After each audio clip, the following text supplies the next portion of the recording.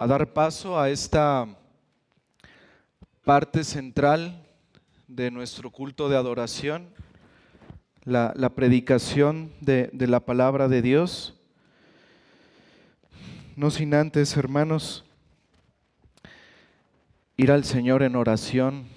Pidamos, hermanos, su gracia y también, hermanos, demos gracias al Señor por el privilegio que nos concede de estudiar su palabra. Oremos, hermanos.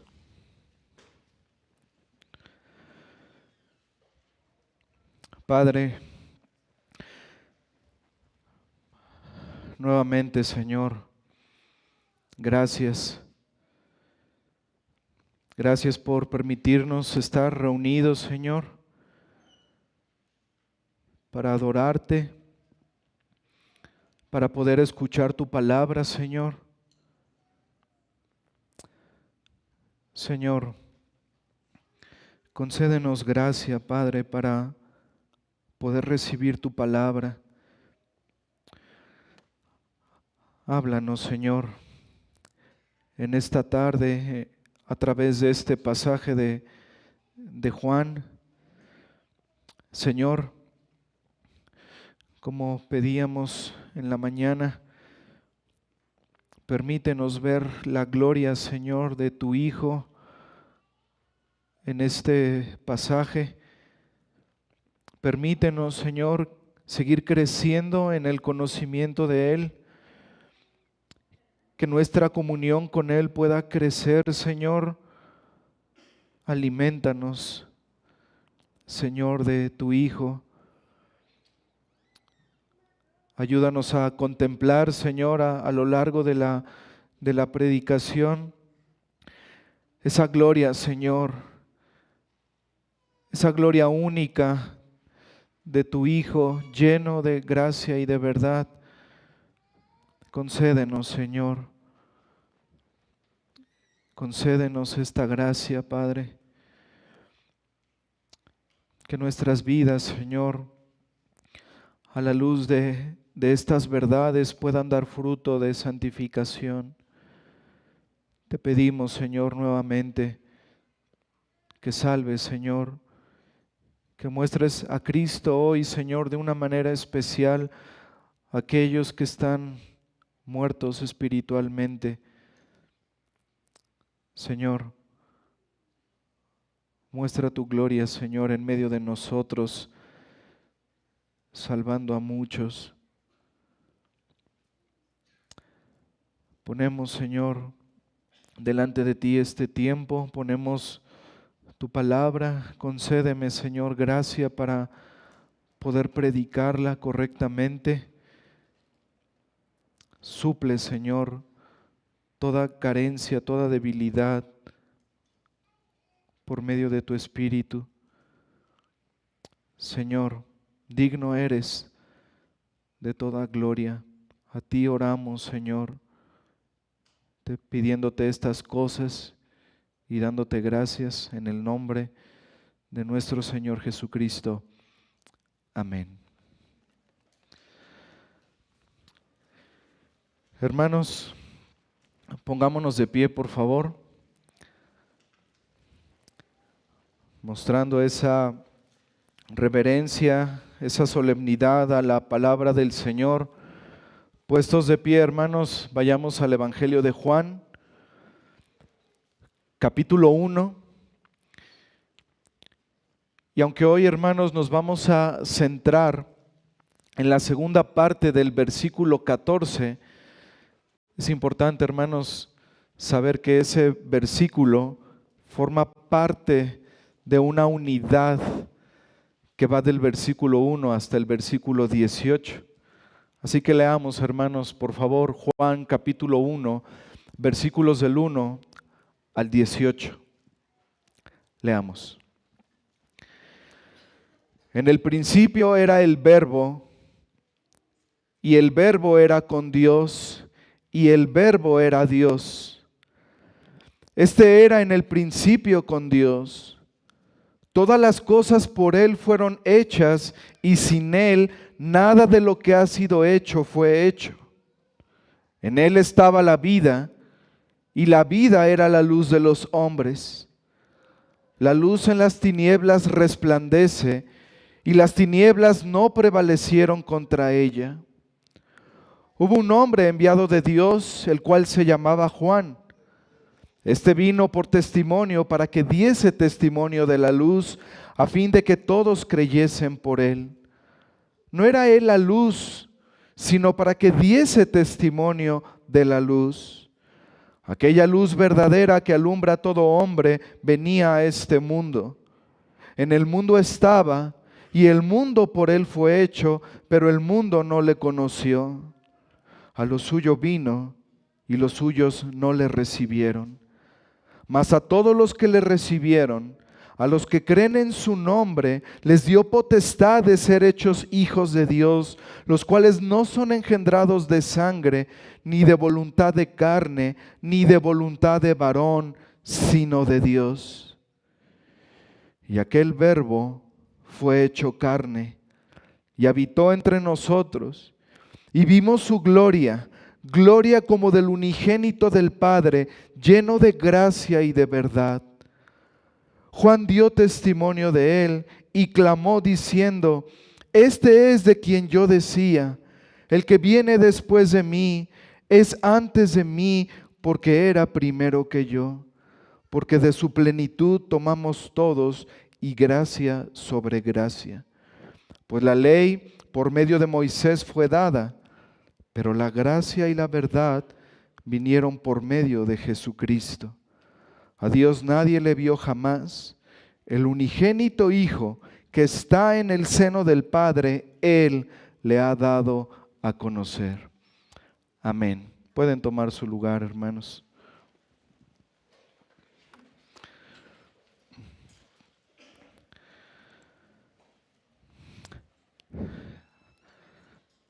Amados hermanos,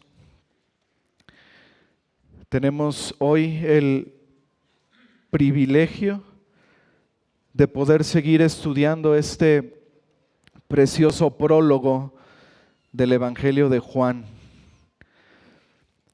Es un privilegio, hermanos, que el Señor nos concede poder seguir estudiando este prólogo altamente teológico. Y es importante, hermanos, recordar cuál es el propósito del apóstol Juan al escribir su evangelio. De las propias palabras del apóstol Juan en el capítulo 20, versículo 31, recordamos que el propósito, hermanos, es que las personas crean en Él, que crean en Jesús como el Cristo, como el Hijo de Dios, y que creyendo en Él puedan tener vida espiritual, pero también vida eterna. Pero hermanos, el propósito de Juan en su evangelio, para nosotros los que por gracia ya hemos creído en Él, el propósito, hermanos, es que crezcamos en el conocimiento de Él, que podamos admirarnos al ver las glorias de su encarnación, al ver las glorias de su vida, las glorias de sus milagros, las glorias de sus palabras, de sus hechos. Y por supuesto, hermanos, las glorias de Cristo en su obra en esa cruz, para que podamos crecer en Él, para que podamos mantener una comunión con Él. Y Juan comienza su evangelio entonces con un prólogo, el prólogo que acabamos de leer, del versículo 1 al versículo 18. Y en ese prólogo, hermanos, vemos los temas que el apóstol Juan va a tratar a lo largo de todo su evangelio. Este prólogo, hermanos, como les decía, está cargado de teología. Este prólogo es una introducción que nos da una descripción de la persona de Cristo desde una perspectiva teológica. Nos muestra a Cristo como plenamente Dios y como plenamente hombre. Y hoy seguimos estudiando, hermanos, este prólogo y tendremos una predicación más de este prólogo. Y a partir del versículo 19, veremos entonces la narrativa de la vida de Cristo. Esa vida que Juan nos va a narrar exaltando su divinidad velada en su humanidad.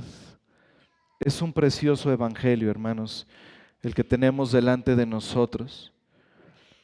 Y por eso les decía, hermanos, que tenemos hoy el gran privilegio de seguir estudiando estas verdades, este evangelio. Como vimos la última ocasión, hermanos, el versículo 14 comienza con la frase "y aquel verbo". Juan, hermanos, con esta frase nos está llevando a recordar lo que Él nos ha dicho en los primeros 5 versículos del capítulo 1. Y aquel verbo nos remonta a esas primeras verdades que Él ya nos ha dicho. Que el verbo es preexistente, que Él ya existía desde el principio, que el verbo estaba con Dios y que el verbo era Dios. Y Juan también nos ha dicho que Él es el creador de todo lo que existe, que el verbo es la vida y la luz de los hombres. Y llegamos aquí al versículo 14 y nos dice Juan, y aquel verbo, ese verbo eterno, fue hecho carne. Y vimos la última ocasión, hermanos, qué era la encarnación y por qué fue necesaria la encarnación de Cristo. Y ahora, amados hermanos, en esta segunda parte del versículo 14, vamos a ver 2 puntos. Así vamos a dividir este sermón.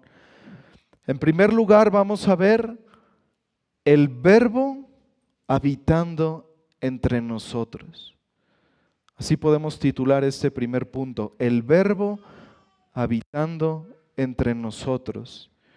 Y el segundo punto, hermanos, vamos a ver la gloria de Cristo, lleno de gracia y de verdad. Así que comencemos con nuestro primer punto, el verbo habitando entre nosotros. Juan capítulo 1, versículo 14. Y aquel verbo fue hecho carne y habitó entre nosotros. Hermanos, el verbo eterno vino a ser morada en medio de nosotros. Ya desde aquí, hermanos, vemos la gloria que nos presenta Juan. El verbo eterno vino a ser morada en medio de nosotros. Esta palabra habitó hace referencia, hermanos, a habitar en un lugar como en una casa de campaña de manera temporal. Esta palabra habitó, hermanos, se podría traducir como tabernaculizó, hizo su tabernáculo, hizo su tienda en medio de nosotros. Hermanos, este concepto los judíos lo entendieron muy bien, porque toda la idea del tabernáculo es una idea, hermanos, que permea toda la escritura.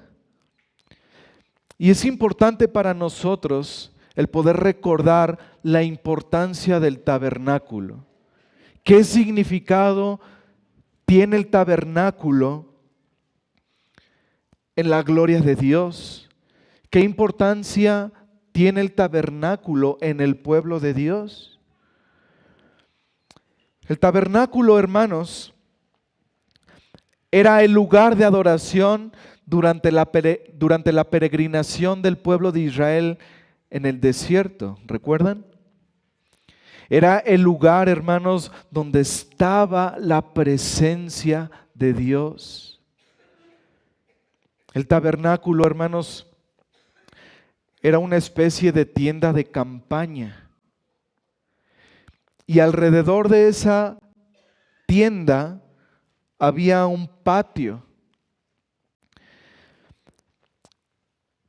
Ese espacio, esa tienda de campaña regular, incluyendo esos patios exteriores que le rodeaban, medía unos 45 metros de longitud por unos 23 metros de ancho. Para darnos una idea, hermanos, de las dimensiones del tabernáculo, pensemos en una cancha de fútbol profesional. Una cancha, hermanos, mide 90 metros de longitud por 45 metros de ancho. Eso quiere decir, hermanos, que el tabernáculo era casi exactamente igual a la mitad de una cancha de fútbol. Y en ese patio que rodeaba la tienda, el tabernáculo, ese patio, hermanos, que es conocido como el atrio exterior, en ese patio había una fuente donde los sacerdotes se purificaban a sí mismos y había también un altar para que los sacerdotes llevaran ahí los sacrificios que exigía la ley de Moisés. Y ya dentro de la tienda, ya dentro del tabernáculo en sí, lo primero que encontraba el sacerdote era un lugar llamado el lugar santo. Y dentro de ese lugar santo estaba el menorá o el candelero de oro de 7 brazos. Estaba también ahí la mesa de los panes de la proposición y el altar donde se quemaba el incienso. Pero dividiendo este espacio, el lugar santo, de otro lugar más especial, había ahí, hermanos, un velo. Pero no era un velo cualquiera, no era un velo como esas telas que tenemos así alrededor aquí en el salón. Ese velo, hermanos, estaba hecho de cuero sólido.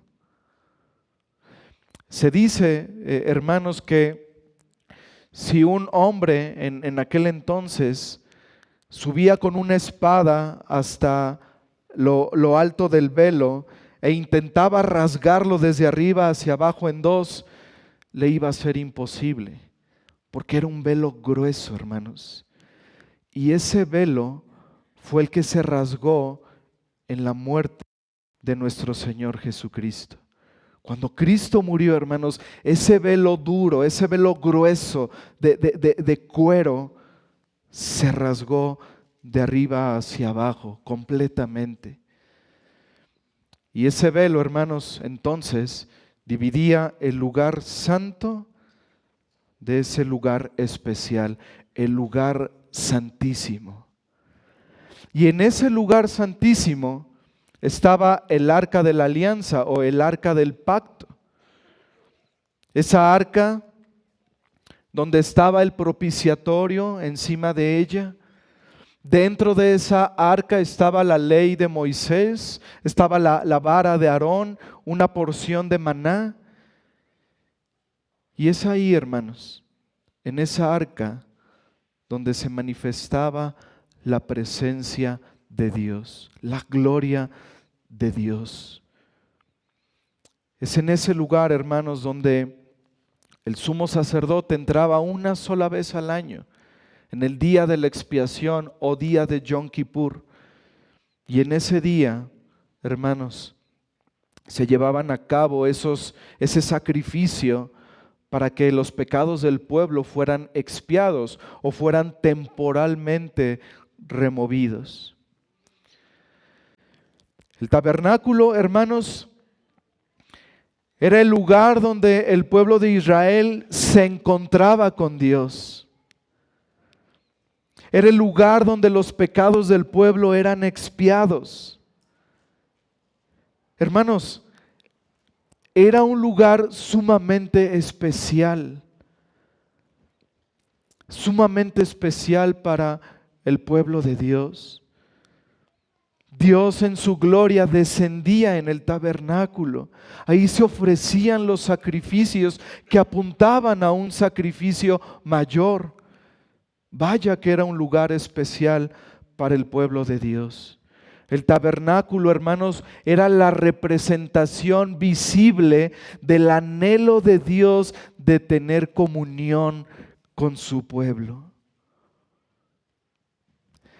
Y es muy importante, hermanos, entender esto, tenerlo presente mientras vamos viendo este pasaje de Juan. Porque Juan, hermanos, de una manera intencional, ocupa esta palabra: habitó entre nosotros, se tabernaculizó Cristo entre nosotros, porque está asociando el tabernáculo con la persona y la obra de Cristo. Acompáñenme, hermanos, por favor, al libro de Éxodo, capítulo 29.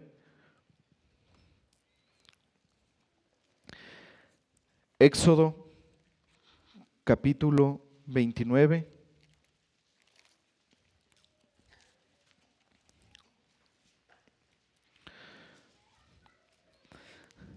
Dios le dice al pueblo que Él se encontraría con ellos en el tabernáculo.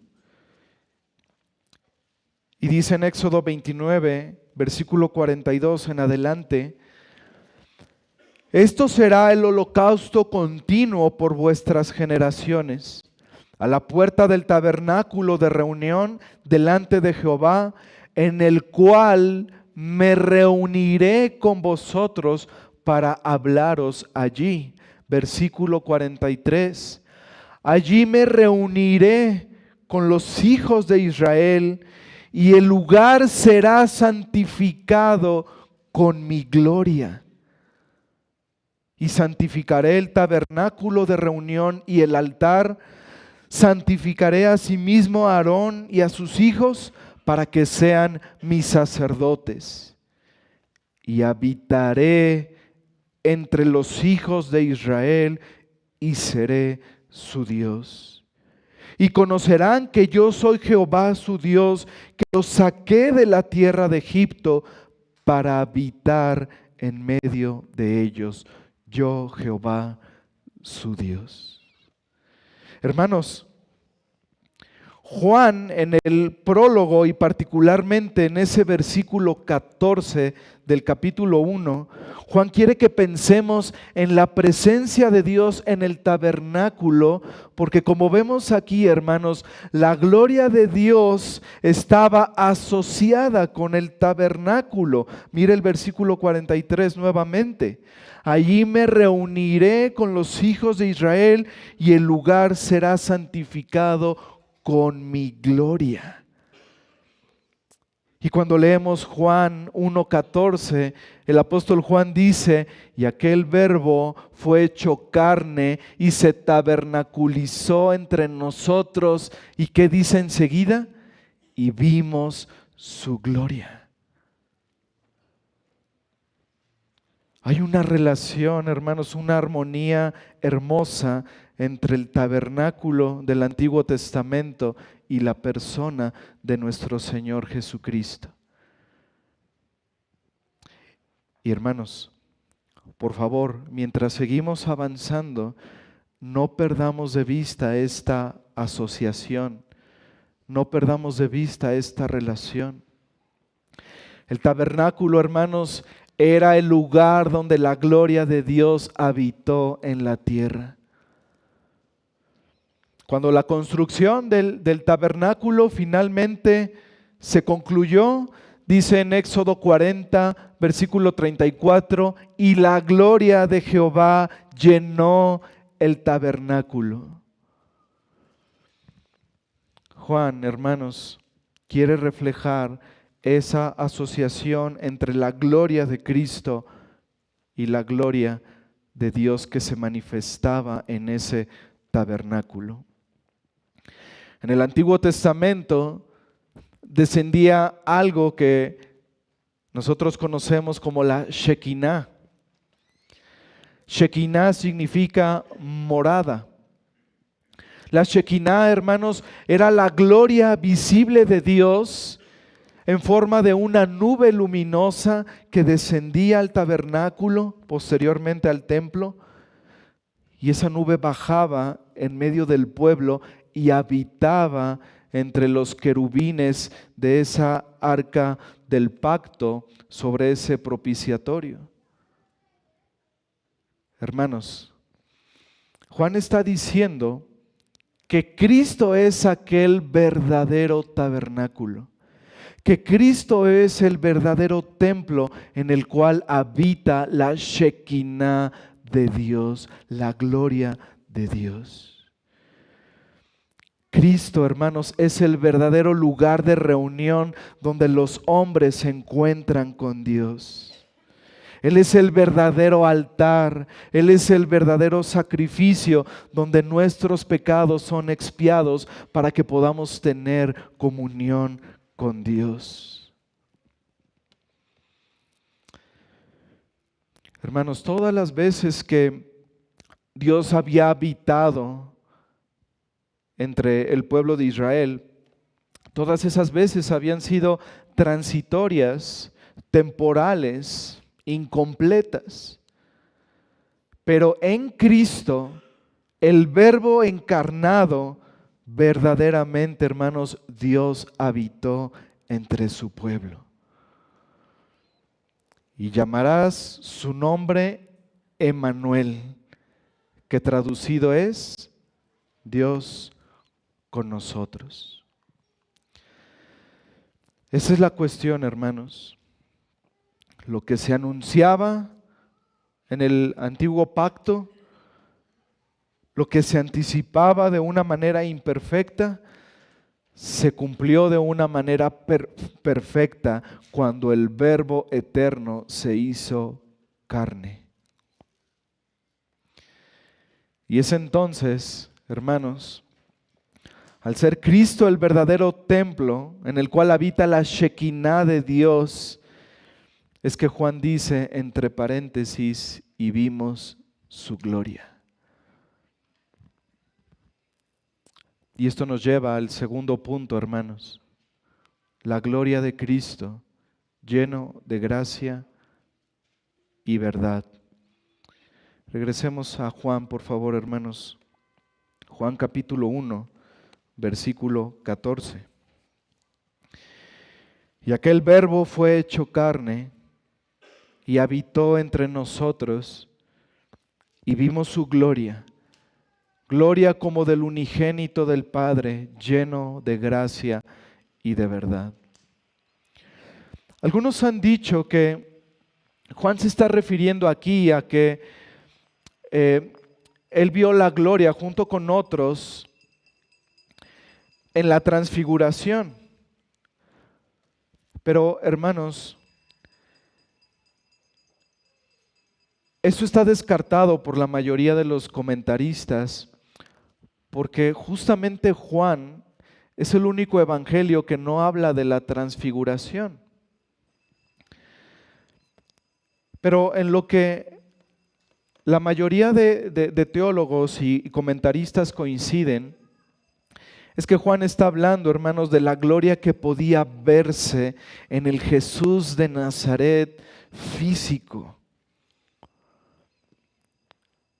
La verdadera gloria, hermanos, estaba ahí, en medio de ellos. Esa gloria encarnada, hermanos, en la vida terrenal de Cristo, en la vida terrenal del Verbo. Y esa gloria se podía ver. Esa palabra vimos del versículo 14 significa contemplar intensamente. Contemplar intensamente, hermanos, es como cuando nosotros podemos contemplar un paisaje o una obra de arte y nos quedamos ahí contemplando intensamente. Esa es la palabra que utiliza Juan. Y contemplamos su gloria. Esta palabra, hermanos, también denota asombro. Cuando ves algo bello que quizás has visto por primera vez y te maravillas y te quedas viendo y puedes estar horas viendo y contemplando eso, a eso se refiere Juan. Y contemplamos con asombro su gloria. Niños, ¿se imaginan lo fascinante que fue para los judíos en el Antiguo Testamento ver la gloria de Dios? Cuando Moisés entraba en el tabernáculo y el pueblo podía ver esa nube que se acercaba a ese tabernáculo. ¿Se imaginan, niños, lo fascinante que fue para el pueblo de Dios ver esa nube, ver esa gloria de Dios? Pero saben, niños,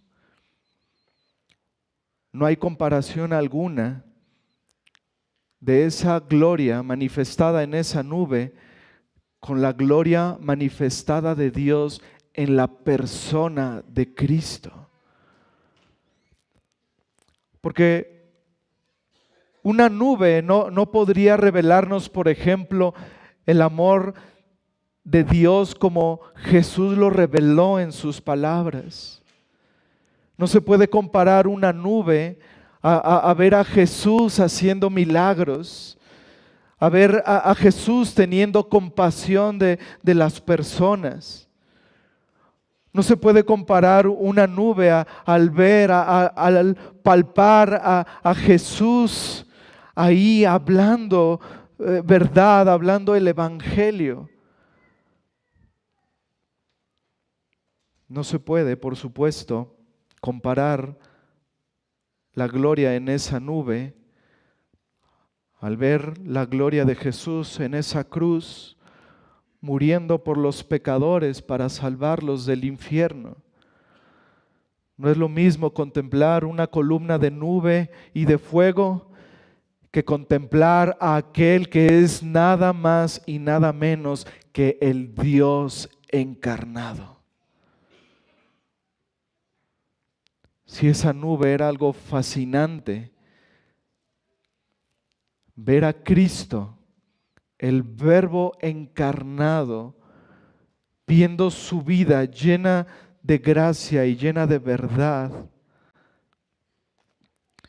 esto era algo mucho más fascinante, mucho más glorioso.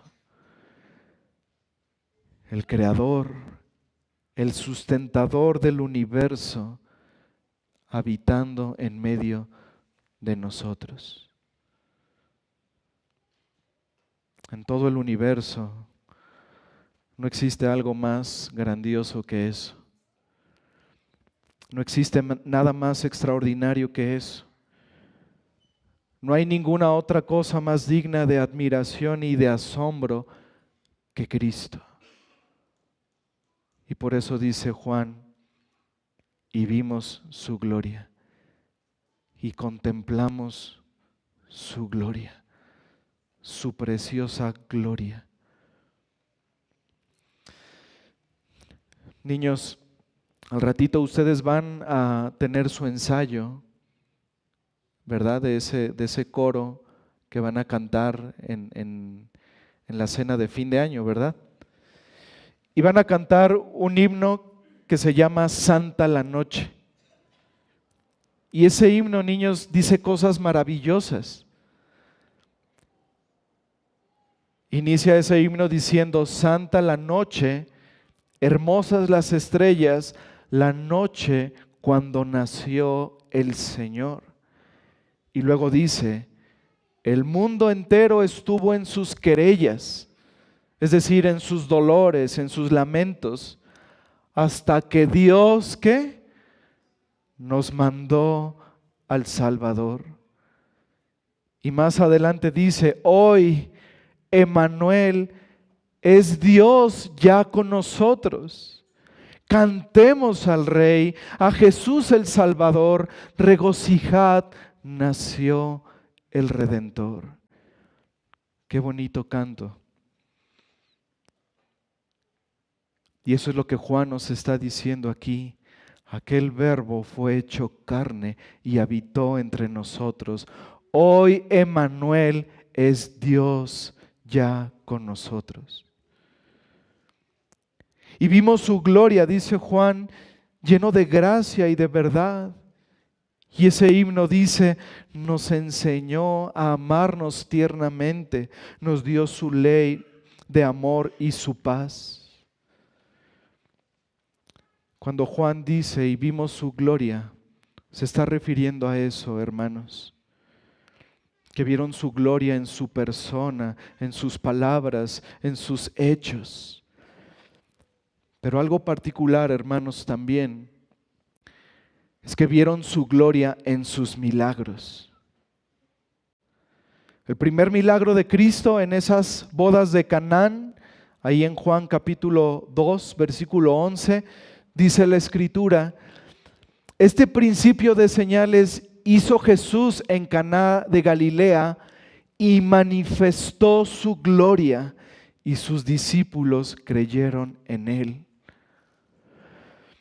Cuando le informaron a Jesús acerca de su amigo Lázaro que estaba enfermo, Cristo dijo en Juan 11:4, esta enfermedad no es para muerte, sino para la gloria de Dios, para que el Hijo de Dios sea glorificado por ella. Y después de que Lázaro muere y Cristo va al sepulcro y pide que quiten esa piedra, Marta le dice, Señor, ya no, hiede ya, es de 4 días. Pero el Señor Jesús le dijo, ¿no te he dicho que si crees verás la gloria de Dios? Y Cristo obró el milagro, hermanos. Y dice la Escritura, y habiendo dicho esto, clamó a gran voz diciendo, Lázaro, sal fuera. Y el que había muerto salió. Ahí vemos, hermanos, la gloria de Cristo en sus milagros, en su poder, en sus hechos portentosos. Pero amados hermanos, de una manera mucho más grande, de una manera mucho más profunda, la gloria de Dios en Cristo se manifestó en la cruz. Acompáñenme al capítulo 12 de Juan, por favor. Juan, capítulo 12.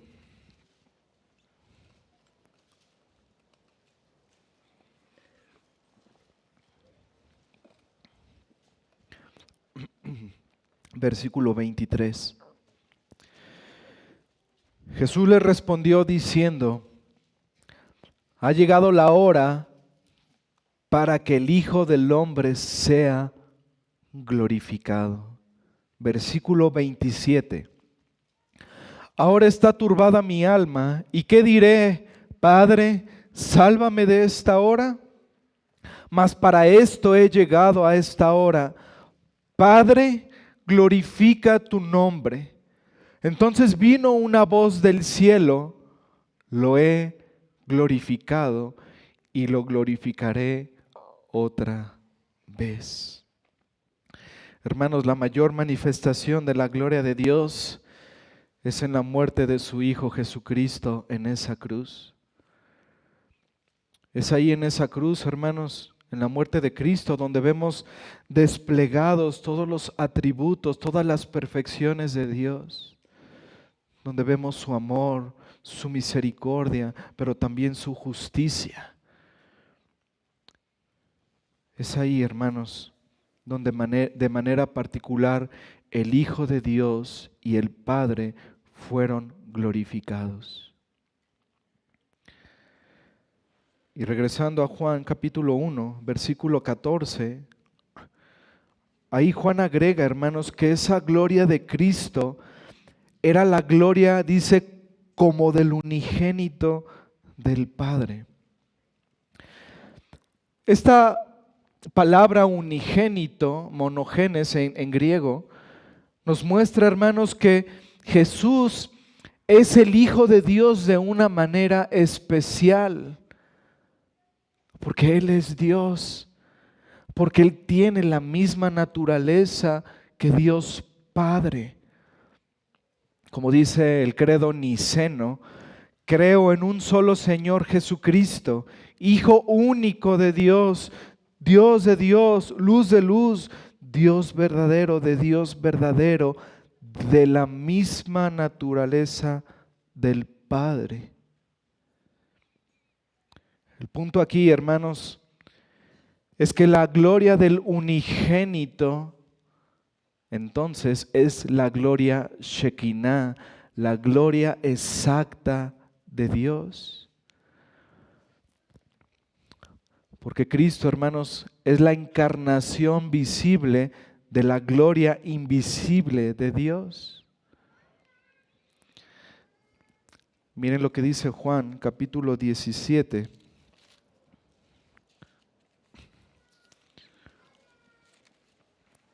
Juan 17, hermanos. Cristo orando a su Padre dice en Juan 17, versículo 5, ahora pues, Padre, glorifícame tú al lado tuyo con aquella gloria que tuve contigo antes que el mundo fuese. La palabra clave aquí, hermanos, es contigo.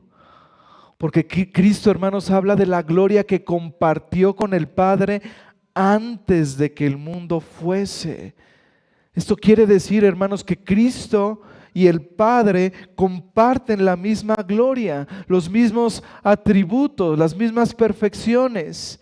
Y es por eso, hermanos, que el Señor Jesucristo pudo decirle a Felipe en Juan 14:9, el que me ha visto a mí, ha visto al Padre.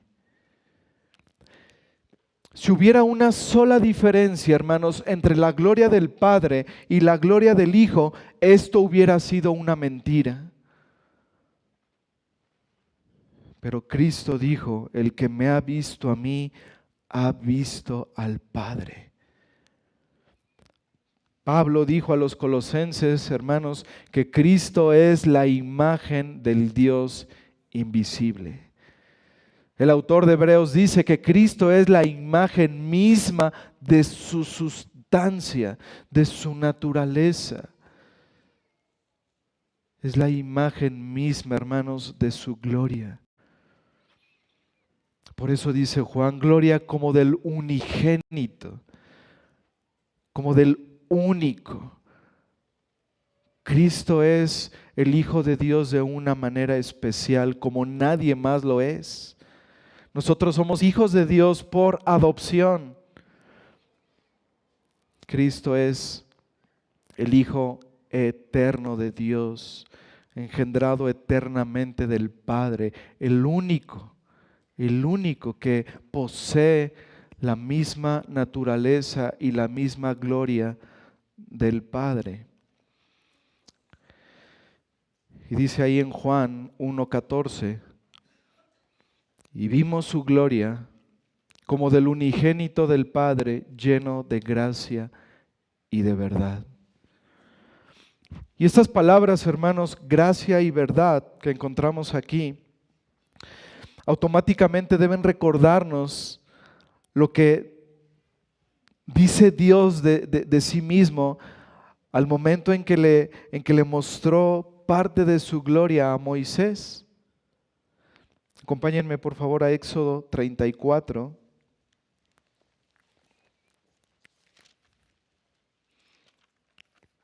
Éxodo capítulo 34.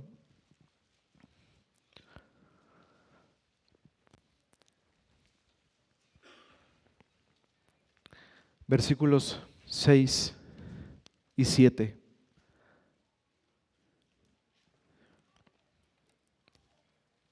Y pasando Jehová por delante de él, proclamó, y aquí vemos primero su gracia.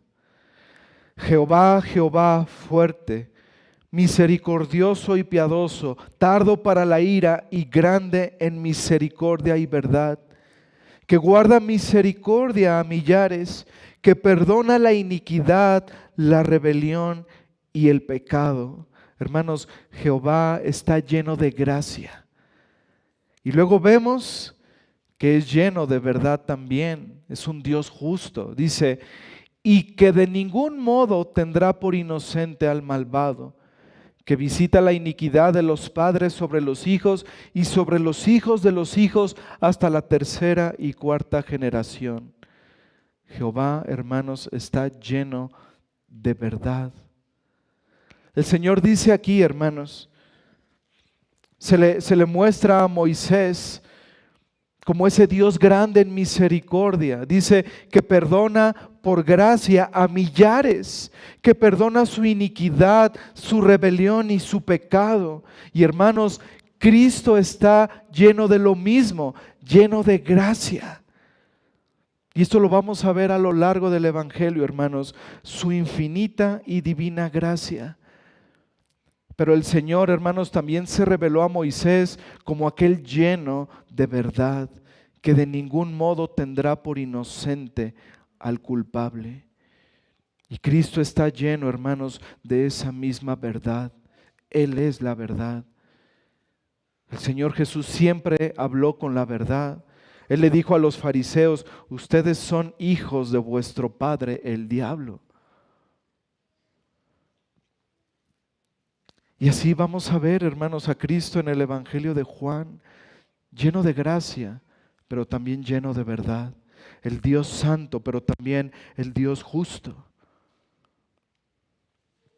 Cristo lleno de gracia y verdad. Simplemente, hermanos, pensemos en el capítulo 2 de Juan.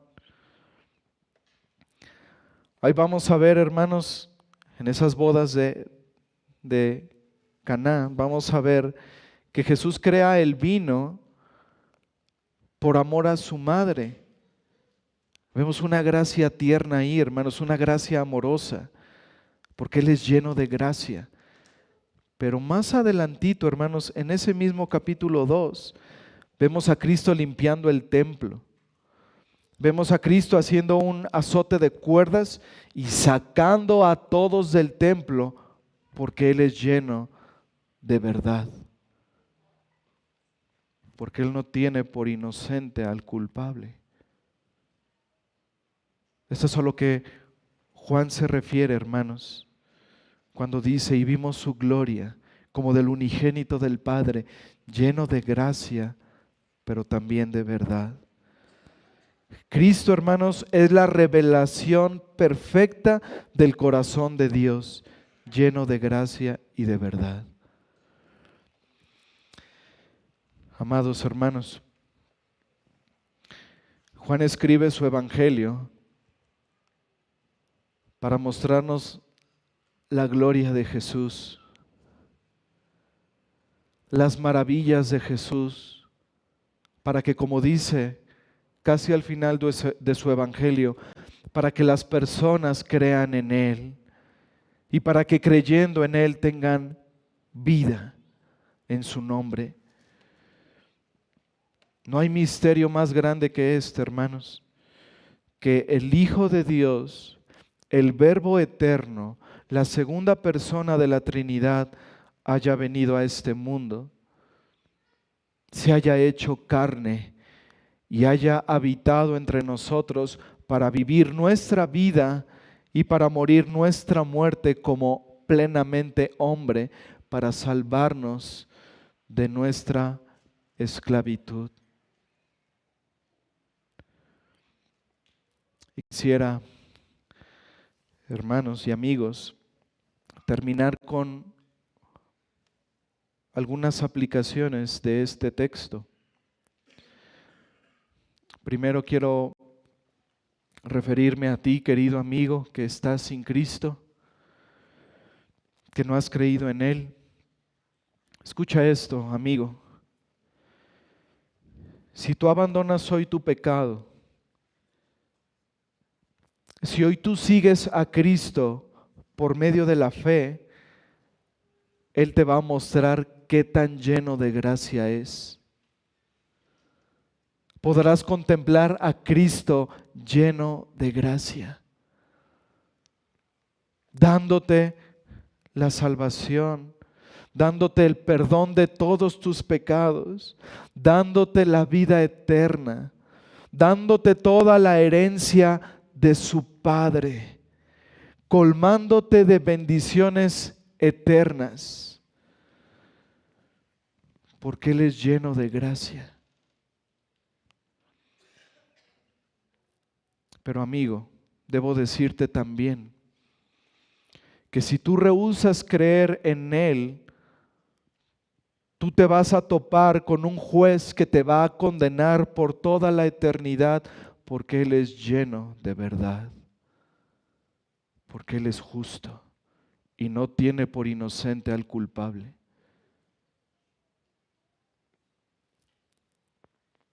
¿Qué vas a hacer, querido amigo?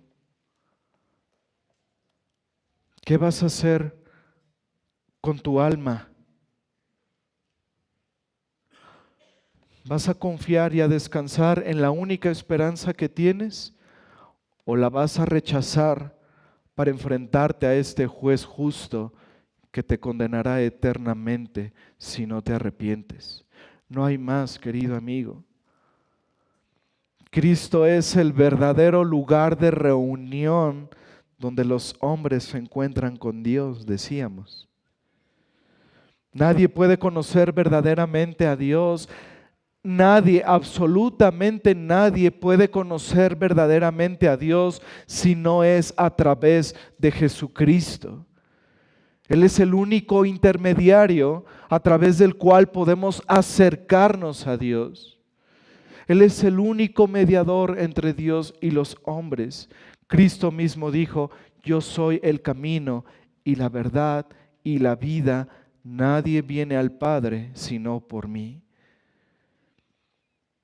Él es el único, amigo, Él es el único que puede reconciliarte con Dios. Él es el único que puede perdonar tus pecados si vienes a Él en arrepentimiento y fe. Como lo vimos en el estudio de la mañana, el hombre por naturaleza está muerto espiritualmente, muerto en sus delitos y pecados. Está incapacitado para buscar a Dios, no puede acercarse a Él porque no puede y tampoco quiere. Pero Dios es lleno de gracia. Y si tú, amigo, te arrepientes y le pides al Señor que tenga misericordia de ti, que te salve, Él te otorgará su salvación totalmente por gracia.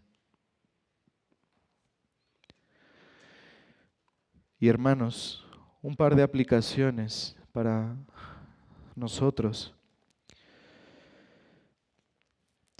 Primer aplicación, hermanos, meditemos a menudo en la encarnación del Hijo de Dios. Meditemos a menudo, hermanos, en la encarnación del Hijo de Dios para vencer nuestro orgullo.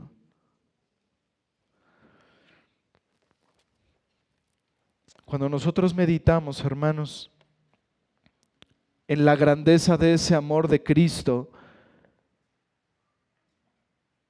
en la grandeza de esa humillación al hacerse carne y la grandeza de ese sacrificio, nosotros vamos a ser humillados, hermanos. En medida en que nosotros meditemos en la humillación de Cristo, vamos a poder vencer el orgullo que está en nuestros corazones. Meditemos en esa grandeza, hermanos, de la encarnación y luego pidamos en oración al Señor que nos dé ese mismo sentir que hubo en Cristo Jesús, para que podamos estimar a los demás como mayores a nosotros mismos, para que no veamos únicamente por lo propio, sino también por los demás. Dice Filipenses 2, versículos del 3 al 8, nada hagáis por contienda o por vanagloria, antes bien con humildad, estimando cada uno a los demás como superiores a él mismo, no mirando cada uno por lo suyo propio, sino cada cual también por lo de los otros. Haya pues en vosotros este sentir que hubo también en Cristo Jesús, el cual, siendo en forma de Dios, no estimó el ser igual a Dios como cosa a que aferrarse, sino que se despojó a sí mismo, tomando forma de siervo, hecho semejante a los hombres, y estando en la condición de hombre, se humilló a sí mismo, haciéndose obediente hasta la muerte y muerte de cruz. ¿Queremos vencer el orgullo, hermanos? Meditemos en la gran humillación de nuestro Señor Jesucristo. Hay una canción que me gusta porque se llama A ti la gloria. Y en esa canción el autor dice, si en algún momento yo me exaltare, hazme ver la cruz. Si en algún momento me exaltare, recuérdame los sufrimientos de Cristo. Recuérdame su cuerpo que fue partido. A ti la gloria, dice, solo a ti el honor. Hermanos, cuando nuestro orgullo quiera salir a flote, recordemos, hermanos, tenemos un ejemplo supremo en Cristo. Él siendo en forma de Dios, siendo Dios, se hizo carne. Y vino, hermanos, a este mundo no para ser servido, dijo Él, sino para servir y para dar su vida en rescate por muchos. Vino a lavar los pies de sus discípulos, hermanos. Vino a sufrir, hermanos, por amor a nosotros. ¿De qué podemos jactarnos entonces? ¿Qué orgullo puede haber, hermanos, a la luz de esta humillación de nuestro Señor Jesucristo? Cada vez que se quiera levantar ese orgullo, hermanos, oremos al Señor diciendo, Señor, muéstrame el cuerpo de Cristo que fue partido. Y segunda aplicación, hermanos, meditemos en la encarnación del Hijo de Dios para traer quietud a nuestros corazones. Hermanos, recordemos que la gracia de Dios nos fue dada cuando no solo no la merecíamos, sino cuando merecíamos todo lo contrario. Merecíamos el infierno, hermanos. Y Dios en su gran misericordia decidió tratarnos con gracia. Y esta verdad, hermanos, debe traer paz, debe traer quietud a nuestros corazones en medio de cualquier circunstancia. Recuerda esto, hermano. Dios nos ama y nos ama con un amor tan grande, tan incomprensible, que la segunda persona de la Trinidad estuvo dispuesta a asumir una naturaleza humana para luego recibir en su propia carne el castigo que nosotros merecíamos por causa de nuestros pecados. Cristo es aquel que siendo rico se hizo pobre para que nosotros en su pobreza fuésemos enriquecidos. El Verbo eterno vino de lo más alto a lo más bajo por amor a nosotros.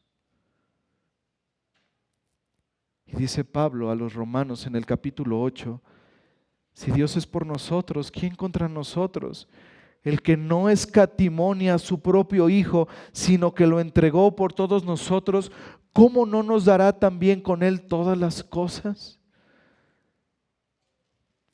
Hermano, en medio de esa circunstancia difícil, en medio de esa situación dolorosa, en medio de esa aflicción, en medio de esas dudas, hermano, Dios dio a su Hijo.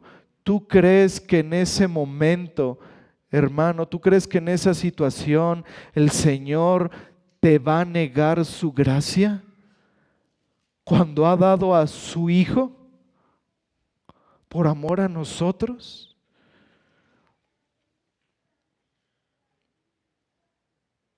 ¿Podemos siquiera pensar, hermanos, en algún momento que Él nos va a negar su gracia? Si ya nos ha dado todo en Cristo. Hermanos, como vamos a ver en la próxima predicación de Juan, de Él tomamos, hermanos, porque Él es la plenitud, de Él tomamos y Él nos da gracia sobre gracia, sobre gracia, sobre gracia. Porque Cristo es lleno de gracia, hermanos. Cristo es suficiente. No necesitamos nada más fuera de Él, hermanos. En Él estamos completos. En Él, hermanos, por gracia lo tenemos todo. Amén. Oremos, hermanos.